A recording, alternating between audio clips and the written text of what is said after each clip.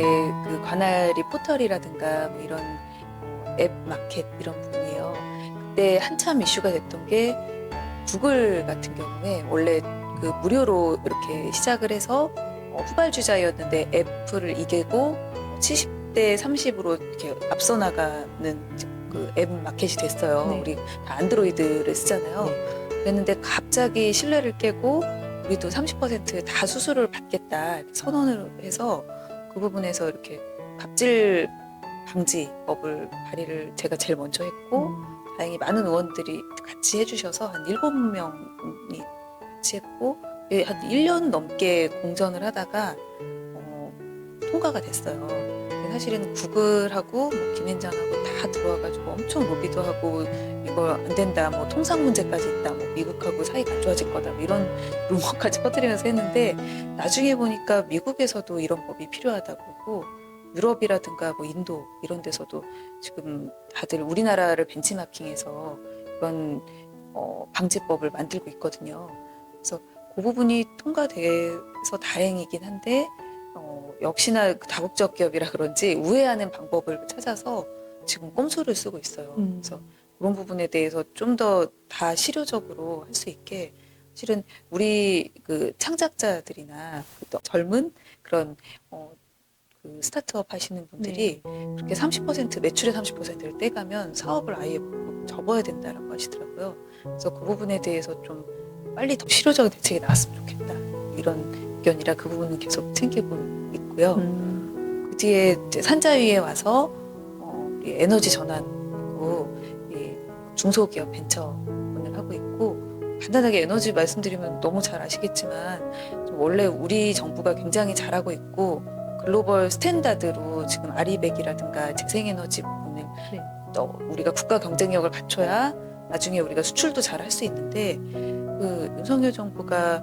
아마 그 공약이던 어쨌든 반문재인으로 들고 나오는 바람에 국제 스탠다드와 반대 방향으로 가고 있어요. 그 에너지 전환에 대해서 너무 대응이 미흡해서 우리나라 대기업들이 나중에 뭐 차든 배터리든 이런 거 팔 때 좀 손해를 보게 생긴 상황이라 이 부분에 대해서 좀 예전만큼 못해도 우리가 흔들리지 말고 계속 에너지 전환으로 가야 된다라는 부분을 계속 챙기고 있고 그리고 사실 문재인 정부 때 5년 동안 이 벤처 스타트업 생태계가 엄청 좋아졌거든요. 그래서 그 대기업 같은 경우는 사실은 고용 창출 효과가 기존을 유지하거나 약간 줄어든 상황인데 벤처 스타트업 중소기업은 고용이 최근에 엄청 창출이 많이 됐어요. 그래서 우리 젊은 청년들이 일하고 싶은 그런 일자리가 많이 늘어났다가 최근에 많이 업황이 갑자기 위축이 돼가지고 굉장히 어려운 시간을 보내고 있거든요. 그래서 그 부분에서 우리나라의 스타트업이나 혁신산업이 잘 나갈 거라고 누구나 다들 이렇게 믿음은 있는데 당장 투자를 하기는 좀 걱정된다. 왜냐하면 이게 투자가 이렇게 왔다 갔다 하니까. 그래서 이 부분에 대해서 지금 정부라도 신뢰를 주고 조금 이렇게 공공식으로 지원을 해야 된다라고 얘기를 해왔었는데 여지껏 안 듣다가 이제는 너무 자기들도 어려우니까 정부에서도 이제 나선다고 얼마 전에 아마 스타트업 뭐 벤처 강조했을 거예요 정부에서. 그 부분은 계속 잘 챙기도록 하겠습니다. 네.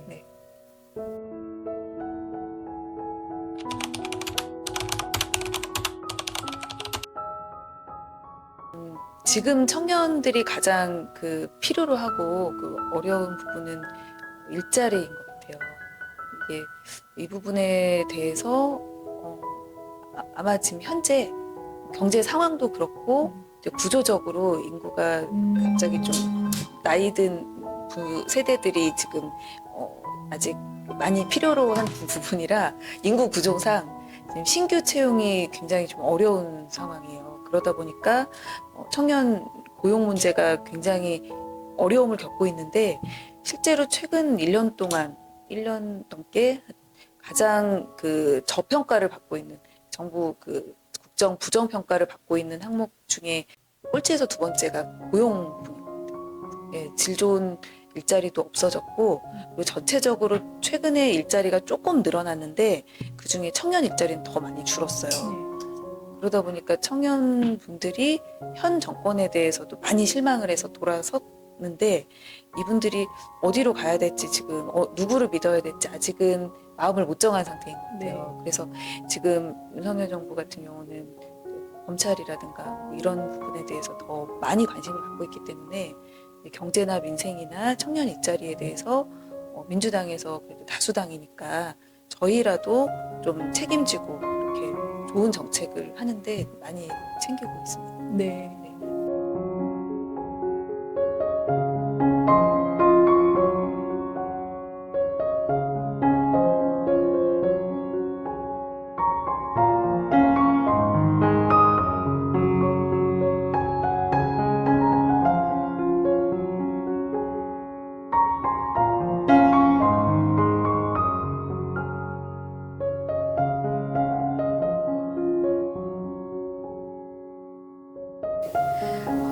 우리 일산이라든가 고양시가 인구가 108만, 109만 되는데 그만큼 그러니까 일자리는 부족하고 거의 이제 과밀 억제 권역이다 보니까 기업은 별로 없고 집이 많아서 여기서 서울로 출퇴근하시는 분들 또 등하교하시는 분들이 굉장히 많아요.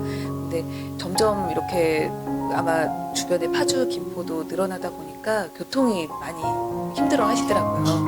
그래서 저는 철도 현안이라든가 대심도도 확정이 되게 해서 우리 주민분들의 교통 상황이 힘들어하시는 부분에 대해서 좀 많이 고민하고 이제 대안을 마련해 왔고요.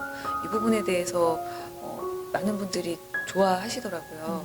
그리고 단기적인 부분이지만 이런 철도나 교통 부분은 아주 해서 좋지만 장기적으로는 그래도 좋은 일자리라든가 살기 좋은 좀 쾌적한 도시가 됐으면 좋겠다 이런 의견들을 많이 말씀해 주시는데 그런 부분도 더 잘 챙기고 있으니까 그리고 특히 이제 킨텍스 하나만 얘기할게요. 킨텍스가 저희 이제 마이스 산업의 중심이 되고 우리 고양시에서는 그래도 굉장한 대기업이고 향후에 발돋움할 수 있는데 이 부분에 대해서 윤석열 대통령이 당선되면서 예산을 전액 삭감했었어요. 초반에. 그래서 이 부분을 다시 눈물겹게 살렸고 이 부분이 지금 제3전 시장 부분을 추가로 그 부분 살린 걸 넘어서서 추가로 1,000억이 넘는 예산을 증액을 해서 조금 무사히 지금 진행이 돼가고 있습니다. 이 부분에 대해서 많이 궁금해하셔서 그거를 좀 우리 민주당에서 그동안 오랫동안 많이 신경 써온 사업이니까 많이 관심 가질 수 있게 저도 애쓰겠습니다.